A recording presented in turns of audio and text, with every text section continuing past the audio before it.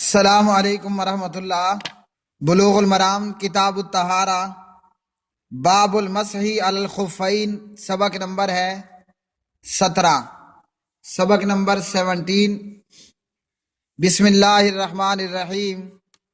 عن المغیرۃ بن شعبۃ رضی اللہ تعالی عنہ قال کنت مع النبی صلی اللہ علیہ وسلم فتوضأ فأهويت لأنزع خفيه فقال دعهما فإني أدخلتهما طاهرتين فمسح عليهما، متفق علیہ۔ حضرت مغیرہ بن شعبہ رضی اللہ تعالی عنہ اس حدیث کے راوی ہیں۔ فرماتے ہیں کہ میں نبی صلی اللہ علیہ وسلم کے ساتھ تھا۔ آپ صلی اللہ علیہ وسلم نے وضو کرنا شروع کیا تو میں پیارے نبی صلی اللہ علیہ وسلم کے موزے اتارنے کے لیے جھکا۔ آپ صلی اللہ علیہ وسلم نے فرمایا انہیں چھوڑ دو۔ پیارے نبی صلی اللہ علیہ وسلم نے وضو کیا، وضو کرنا شروع کیا تو میں آپ کے موزے اتارنے کے لیے جھکا تو آپ صلی اللہ علیہ وسلم نے فرمایا انہیں چھوڑ دو۔ میں نے جب یہ موزے پہنے تھے تو یہ دونوں پاؤں پاک تھے، یعنی میں نے باوضو ہو کر پہنے تھے، اور پھر آپ صلی اللہ علیہ وسلم نے ان دونوں پر یعنی موزوں پر مسح کر لیا۔ اس حدیث سے ہمیں یہ معلوم ہوا کہ موزے اگر باوضو پہن رکھے ہیں تو ان پر مسح کرنا درست ہے، اور یہی معاملہ جرابوں کے تعلق سے ہے کہ اگر جرابیں باوضو پہن رکھی ہیں تو ان پر بھی مسح کرنا درست ہوگا۔ اس حدیث سے یہ ثابت ہوا کہ موزوں پر مسح اسی صورت میں درست اور جائز ہے جب کہ وضو کر کے پہنے گئے ہوں۔ اسی طرح کی ایک اور روایت ابو داود اور موطا امام مالک میں، اس میں یہ صراحت موجود ہے کہ یہ واقعہ غزوہ تبوک کے موقع پر نماز فجر کے وقت میں پیش آیا۔ ابو داود حدیث نمبر 149۔ اگلی حدیث وللاربعۃ عنہ الا النسائی ان النبی صلی اللہ علیہ وسلم مسح اعلی الخف واسفلہ وفی اسنادہ ضعف۔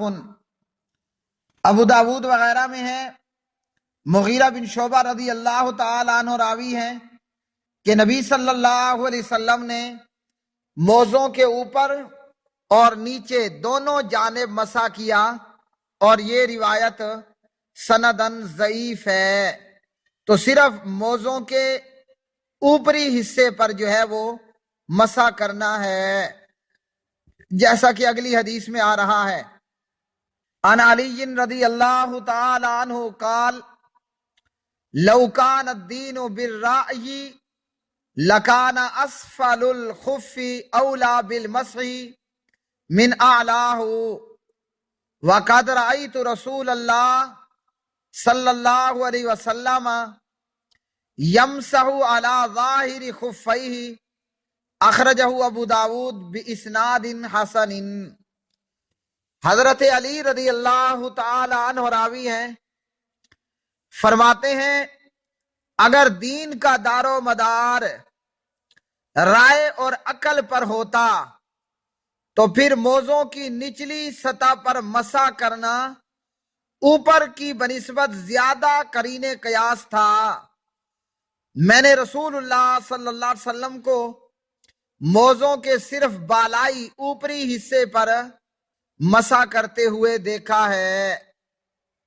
علامہ ناصر الدین البانی رحمہ اللہ فرماتے ہیں ابو داود میں کہ یہ روایت سندن صحیح ہے، 162 ابو داود۔ اس حدیث سے ہمیں یہ معلوم ہوا کہ احکام دین کی بنیاد وحی الہی پر ہے، عقل پر نہیں۔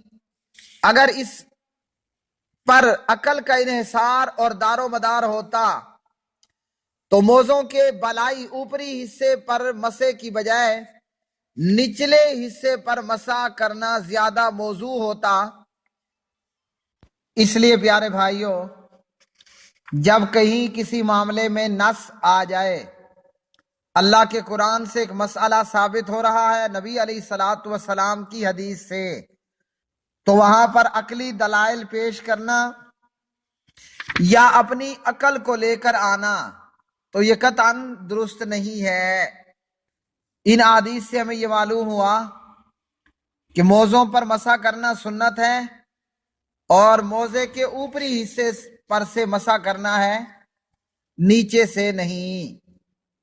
اور جو لوگ قرآن اور حدیث کے مقابلے میں عقلی گھوڑے دوڑاتے ہیں اور صحیح حدیث کو اور آیات قرآنیہ کو چھوڑ دیتے ہیں، ایسے لوگ خود بھی گمراہ ہوتے ہیں اور دوسروں کے بھی گمراہ ہونے کا سبب بنتے ہیں۔ اپنا گناہ بھی ان کی گردنوں پر اور دوسروں کا گناہ بھی انہی کی گردنوں پر۔ اگلی حدیث، عن صفوان بن عسال رضی اللہ تعالی عنہ قال کان النبی صلی اللہ علیہ وسلم یأمرنا اذا کننا سفرا اللہ ننزع خفافنا ثلاثة ایام ولیالیہن الا من جنابۃ ولکن من غائط وبول ونوم، اخرجہ النسائی والترمذی واللفظ لہ۔ حضرت صفوان بن عسال رضی اللہ تعالی عنہ راوی ہیں، فرماتے ہیں جب ہم مسافر ہوتے، سفر میں ہوتے، تو نبی علیہ الصلاۃ والسلام ہمیں حکم دیتے تھے کہ ہم 3 دن اور 3 راتیں موزے نہ اتاریں، یعنی ان پر ایک دفعہ باوضو ہو کر پہن لیں تو پھر ان پر مسح کرتے رہیں۔ ہم 3 دن اور 3 راتیں موزے نہ اتاریں، ہاں سوائے اس کے کہ حالت جنابت پیدا ہو جائے، جنبی ہو جائیں، غسل کرنا فرض ہو جائے تو پھر موزوں کو اتار دینا ہے۔ اور البتہ بیت الخلاء جانے کی صورت میں، یعنی پخانہ پیشاب کی صورت میں، یا نیند کی وجہ سے بھی موزے اتارنے کی ضرورت نہیں ہے۔ اگر پخانہ پیشاب کے لیے گئے، موزے اتارنا ضروری نہیں ہے، پہلے سے باوضو پہنے ہیں مسح کر لیں۔ رات کو سوئے یا دن میں سوئے، موزے پہن رکھے ہیں، اب ان کو اتارنے کی ضرورت نہیں ہے، صرف ان پر مسح کر لینا کافی ہے۔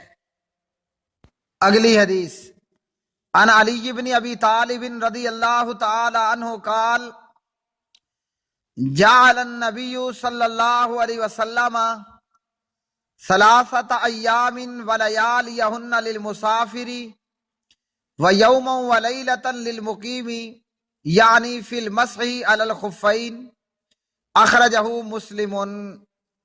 حضرت علی بن ابی طالب رضی اللہ تعالی عنہ راوی ہیں، نبی صلی اللہ علیہ وسلم نے مسافر کے لیے موزوں پر مسح کے لیے 3 دن اور 3 راتیں اور مقیم کے لیے 1 دن 1 رات مقرر فرمائی مدت۔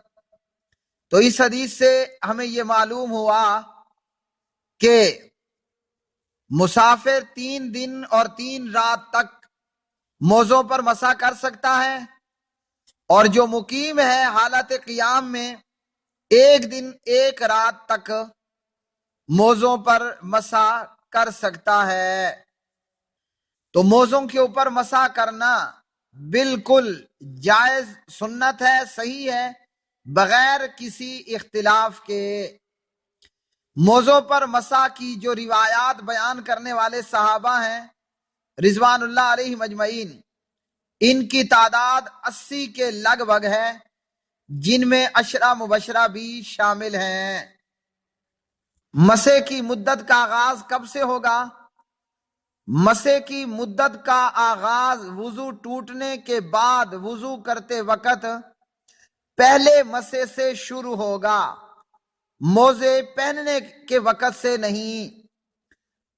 مثلا ایک شخص نماز ظہر کے وقت وضو کر کے موزے پہن لیتا ہے اور اس کا وضو شام کو جا کر ٹوٹتا ہے تو اس کے لیے آغاز مدت وضو کرتے وقت پہلے مسح سے ہوگا، نہ کہ وضو ٹوٹنے کے وقت سے۔ اسی طرح مسح کا کیا طریقہ ہے؟ مسح کا طریقہ اس طرح ہے کہ ہاتھ کی پانچوں انگلیوں یعنی ہاتھ کو پانی سے تر کر کے ان کو ہاتھ کو پورے پاؤں کی انگلیوں سے پنڈلی کے آغاز تک کھینچ لیا جائے۔ حدث یعنی بے وضوگی لاحق ہونے کی صورت میں اگر موزہ اتار لیا جائے گا تو مسح سارا ٹوٹ جائے گا، ختم۔ اب نئے سرے سے دوبارہ وضو اور دوبارہ سے ایک سے ابتدا کرنا ہوگی۔ اور اسی طرح جب مسافر کے لیے 3 دن 3 رات کا دورانیہ، مقیم کے لیے 1 دن 1 رات کا جو دورانیہ ہے وہ ختم ہو جائے تو اختتام مدت کے بعد مسح ٹوٹ جاتا ہے۔ اور یہی سارے احکام جرابوں پر مسح کرنے کے ہیں، چاہے جراب موٹی ہو، باریک ہو، پتلی ہو، وغیرہ وغیرہ۔ اگلی حدیث، عن ثوبان رضی اللہ تعالی عنہ قال بعث رسول اللہ صلی اللہ علیہ وسلم سریۃ فامرهم ان یمسحوا علی العصائب یعنی الامائم والتساخین یعنی الخفاف، رواہ احمد و ابو داود وصححہ الحاکم۔ حضرت ثوبان رضی اللہ تعالی عنہ راوی ہیں، نبی صلی اللہ علیہ وسلم نے ایک چھوٹا لشکر روانہ کیا اور ان لشکریوں کو، مجاہدوں کو پگڑیوں اور موزوں پر مسح کرنے کا حکم دیا۔ سریہ اس کو کہا جاتا ہے کہ جس میں پیارے نبی صلی اللہ علیہ وسلم بنفس نفیس شامل نہ ہوئے ہوں۔ اسی طرح میرے پیارے بھائیوں، اگر کوئی مجاہد ہے یا کوئی عام آدمی، کہیں سے اس کو چوٹ لگ گئی، زخمی ہو گیا، کسی بھی وجہ سے اعضائے وضو میں سے کسی عضو پر اس نے پٹی باندھ رکھی ہے اور اس کو دھونا ممکن نہیں ہے تو اس صورت میں بھی ان پٹیوں پر بھی مسح کرنا درست ہوگا، یعنی ایسے اعضاء کو دھونے کی بجائے زخموں کی پٹیوں پر مسح کر لیا کریں۔ اسی طرح ابو داود کی ایک روایت میں صحابہ کرام رضوان اللہ علیہ مجمعین نے سردی کی شکایت کی تو آپ صلی اللہ علیہ وسلم نے پگڑی اور موزوں پر مسح کرنے کا حکم دیا۔ ابو داود کتاب الطہارہ حدیث نمبر 146۔ آج کے سبق نمبر 17 سے ہمیں یہ معلوم ہوا کہ جب موزے باوضو ہو کر پہن رکھے ہیں تو ان پر مسح کرنا درست ہوگا۔ مسافر کے لیے 3 دن 3 رات اور مقیم کے لیے 1 دن 1 رات، اور اسی طرح مسح موزوں یا جرابوں کے اوپری حصے پر کرنا ہے، نہ کہ نچلے حصے پر۔ اللہ رب العالمین سے دعا ہے کہ اللہ رب رحمان قرآن و حدیث کو پڑھنے اور اس کو آگے شیئر کرنے، نشر کرنے کی توفیق عطا فرمائے، اور اللہ رب العالمین عمل پیرا ہونے کی بھی توفیق عطا فرمائے۔ وما علینا الا البلاغ المبین۔